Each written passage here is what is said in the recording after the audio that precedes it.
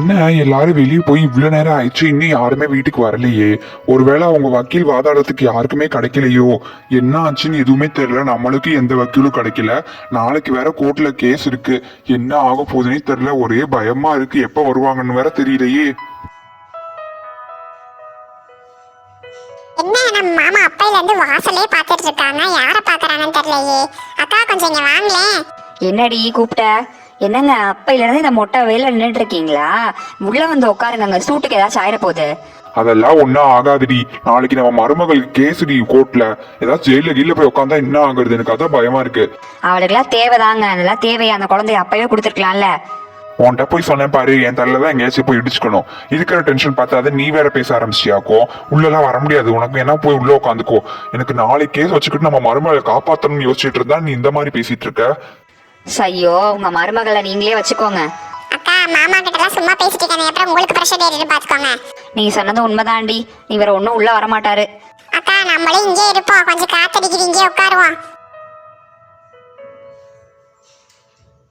அடி ஒருவேளை சிவா வந்துச்சா? வா சிவா வா. என்ன ஆச்சு சொல்லு சிவா. அப்பா நம்மளுக்கு வக்கீல் கிடைச்சிட்டாங்கப்பா வாதாடுறதுக்கு. என் ஃப்ரெண்டு காளிகாம்பாலே வரேன்னு சொல்லிட்டா. வக்கீல் கிடைச்சிட்டாங்க. அவெல்லாம் எடுத்த கேஸ் ஒரு நாள் கூட தோத்ததே இல்லம்மா. அவங்க வரேன்னு சொல்லிட்டாங்க. ஓ அப்படியாப்பா, ரொம்ப சந்தோஷம்ப்பா, ரொம்ப சந்தோஷம். அப்பா அவர் வந்துட்டாங்கப்பா, அவங்க வரேன்னு சொல்லிட்டாங்க. நம்ம கண்மணி தோக்க மாட்டா, ஜெயிச்சிருவாப்பா, ஜெயிச்சிருவா. அப்பா அடி இப்பதாம நிம்மதியா இருக்கு மனசு. அப்பையில இருந்து நீ எப்ப வருவேன்னு வாசல்லே காத்துக்கிட்டு இருந்தேன். ஏன்பா இப்படி காத்துட்டு இருக்கீங்க? உள்ள போய் உட்காரலாம்ல, வேர்க்கலையா? ஆமாப்பா, உள்ள உட்காந்துருக்கலாம்ல. எப்படியோப்பா அவ வரேன்னு சொல்லிட்டாப்பா. என் ஃப்ரெண்டு எடுத்து நடத்தின கேஸ் ஒண்ணு கூட தோத்தது இல்லப்பா. அவ அப்படி வாதாடுவா, அவ வாதாடுற புலி. எப்படியோப்பா எனக்கு மனசுக்கு ரொம்ப குளிர்ந்துச்சு. இவ்வளவு நேரமா வேர்த்து கொட்டிட்டு இருந்ததெல்லாம் நீ சொன்னோடனே ரொம்ப ஒரு ஜிலு ஜிலுன்னு ஒரு மாதிரி இருக்கு. ரொம்ப சந்தோஷமா இருக்கு. நம்ம கண்மணி ஜெயிச்சிருவா.